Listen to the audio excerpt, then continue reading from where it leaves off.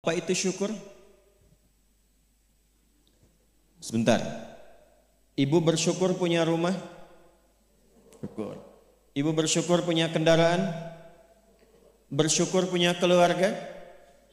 Ada suami, ada anak-anak, bersyukur? Baik. Yakin? Bersyukur diberikan pakaian? Yakin? Masa? Nah, sekarang apa itu syukur? Syukur itu pelan-pelan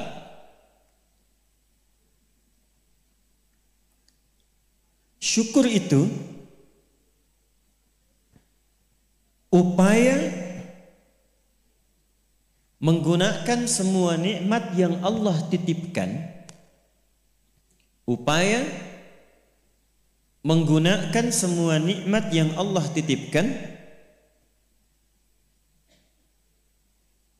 sesuai dengan apa yang Allah inginkan, sesuai dengan apa yang Allah inginkan dalam rangka mendekatkan diri kepada Allah Subhanahu wa taala. Contoh, ibu sekalian, maaf, anak itu titipan dari Allah atau bukan? Yakin? Sekarang pertanyaannya, ibu tahu nggak apa yang Allah inginkan dari anak yang dititipkan itu? Jadi apa? Anak yang saleh. Saking inginnya mendapatkan anak yang saleh, bahkan setiap ibu sejak mengandung itu sudah bermohon kepada Allah. Itu ada di Quran surah ke-7 Al-A'raf di ayat 189 di ujung ayatnya. Ya, Quran surah 7 ayat 189. Falamma taghasyaha hamalat hamlan khafifa famarrat bih. Lihat ke ujung ayatnya. Falamma athqalat da'wallaha rabbahuma la in ataitana salihah lanakunanna minasyakirin. Suami istri itu kalau istrinya tengah mengandung kemudian menjelang fase-fase kelahiran sangat berharap dan berdoa mohon pada Allah, semoga anak yang terlahir ini menjadi anak yang soleh. Sepakat, Bu? Setiap ibu menginginkan anaknya menjadi anak yang soleh. Sepakat? Pertanyaannya, apakah betul kemudian setiap ibu yang sudah Allah titipkan anak dalam kehidupannya betul-betul mensyukuri nikmat titipan itu? Saya tanyakan pada ibu, anak ibu itu disekolahkan di mana? Kenal Allah atau tidak? Diajarkan sholat atau tidak? Diberikan pakaian yang menutup aurat atau tidak?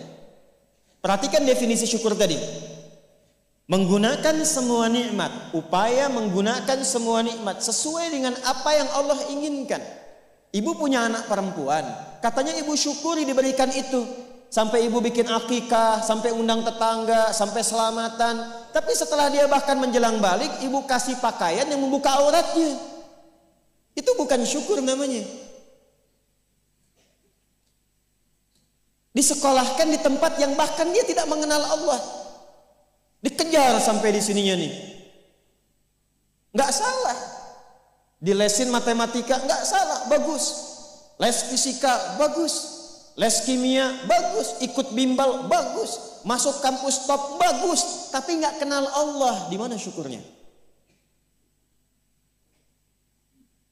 Satu, lihat pakaian yang selama ini Allah berikan kepada ibu sebagai titipan, dan itu akan dihisab.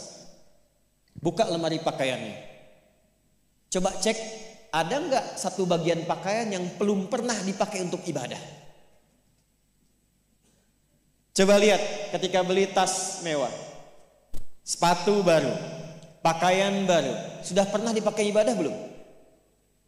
Jangan-jangan beli tas itu hanya untuk dipakai keundangan saja. Jadi ketika manusia mengundang, beli yang baru. Kenapa ketika Allah yang mengundang 5 kali dalam sehari, bahkan untuk memberikan solusi kehidupan, yang baru itu nggak pernah dipakai? Tuh, kenapa pada diam? Satu, berasa ya? Satu. Jadi di titik ini terkadang ada orang yang menuntut dari Allah kenyamanan hidup, ketenangan, kedamaian. Tapi ketika Allah memberikan apa yang diinginkan, tidak menggunakan nikmat itu yang membuat dia damai. Tidak menggunakan titipan itu yang membuat dia tenang dalam kehidupan.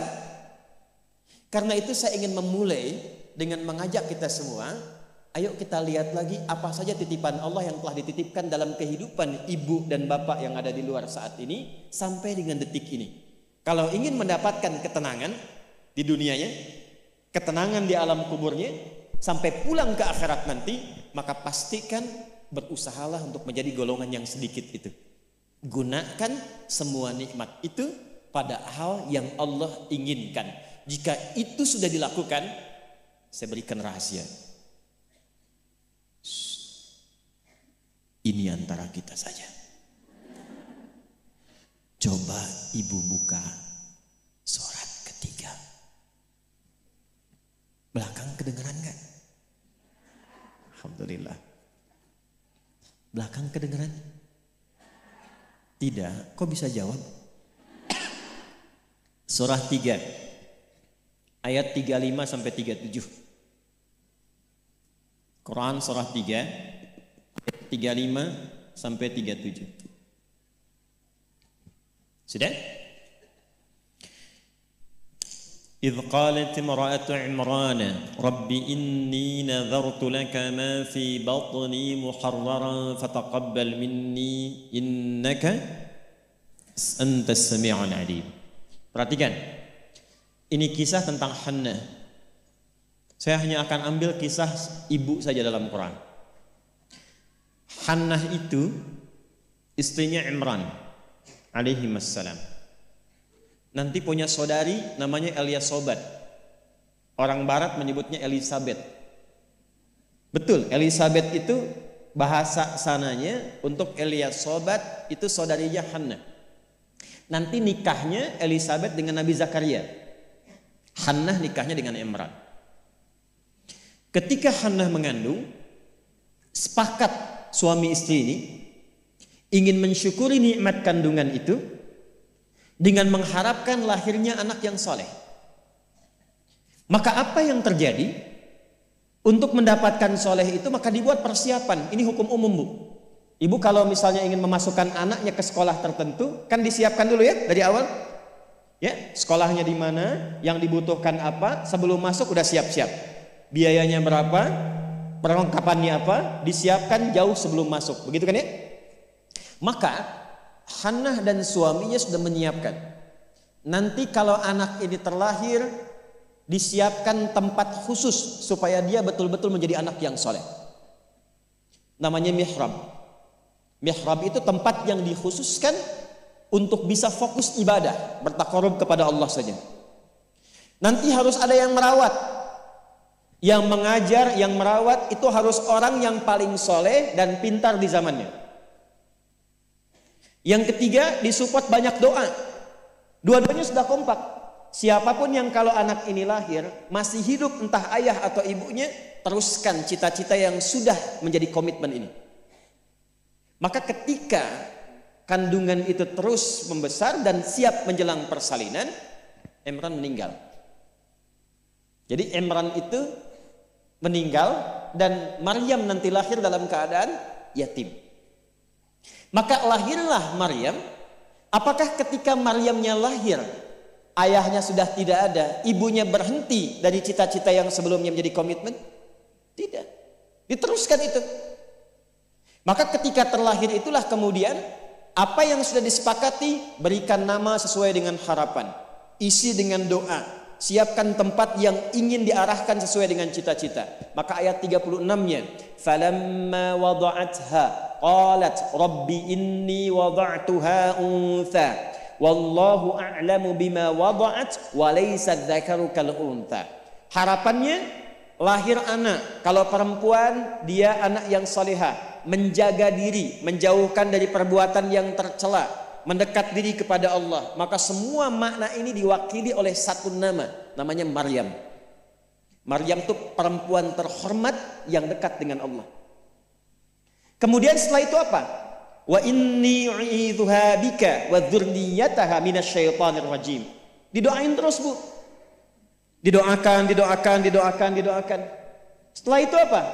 Dipilihkan sesuai amanat dan kesepakatan dengan suami, cari orang paling pintar dan paling soleh.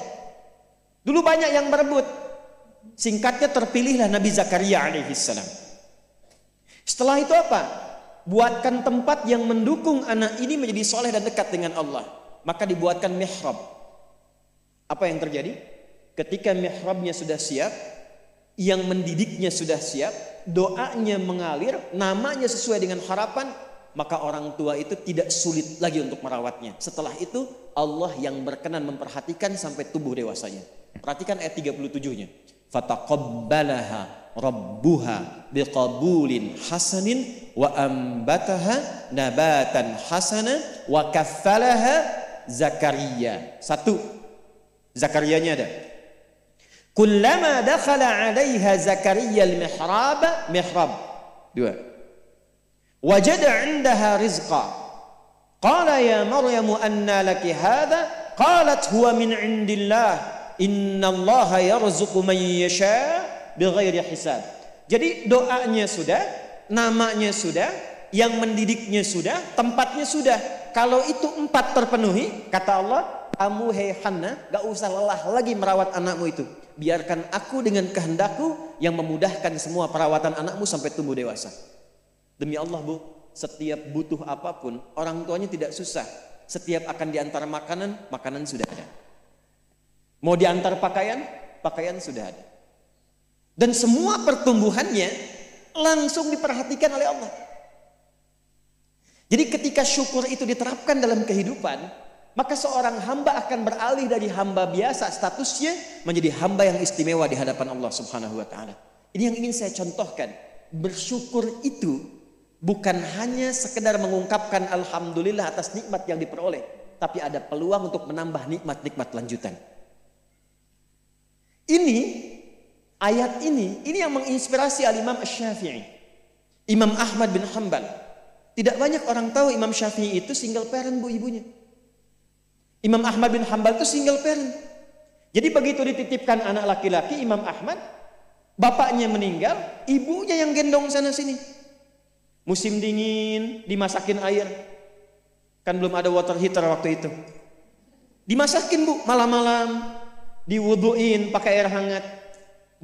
Digendong oleh ibunya ke masjid, ke halakoh-halakoh para ulama, disimpan, selesai digendong, dibawa lagi. Apa yang terjadi?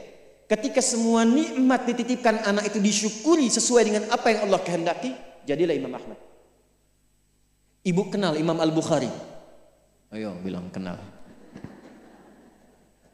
Ini juga sama, single parent. Bahkan lebih dahsyat lagi, Imam Al-Bukhari itu saat lahir ayahnya meninggal, usia 2 tahun matanya buta. Dan dokter mengatakan pada masa itu ini buta permanen, gak akan sembuh. Apa yang menjadikan kemudian matanya sembuh sampai jadi orang paling hebat di zamannya dan melahirkan karya besar Sahih Al-Bukhari. Wa qalilun min ibadiyasy syakur. Ibunya. Jadi betul-betul mensyukuri nikmat diberikan seorang anak, dititipkan seorang anak.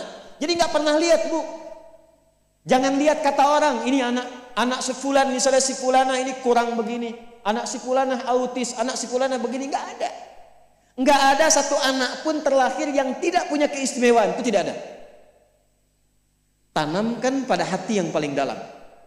Dalam kondisi apapun Allah menitipkan anak pada ibu, itu ada keistimewaan di dalamnya yang menyempurnakan kebahagiaan dalam rumah tangga.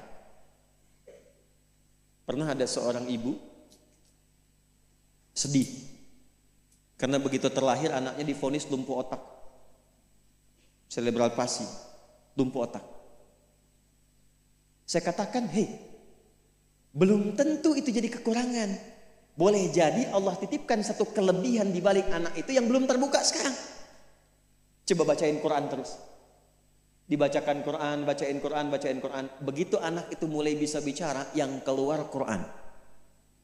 Begitu dicek oleh seorang ustadz, ternyata anak itu sudah hafal Quran 30 juz. 30 juz. Dan barakah anak itu yang kemudian membawa si ibu jadi keliling-keliling. Haji, umrah, ke satu tempat yang tidak pernah dikunjungi sebelumnya. Bertemu dengan orang hebat yang tidak pernah dibayangkan sebelumnya. Ternyata lewat wasilah anak itu. Disyukur itu membahagiakan. Itulah syukur. Syukur itu dampaknya banyak, Bu. Dia nggak akan tertinggal. Dunia dapat, akhirat juga diraih.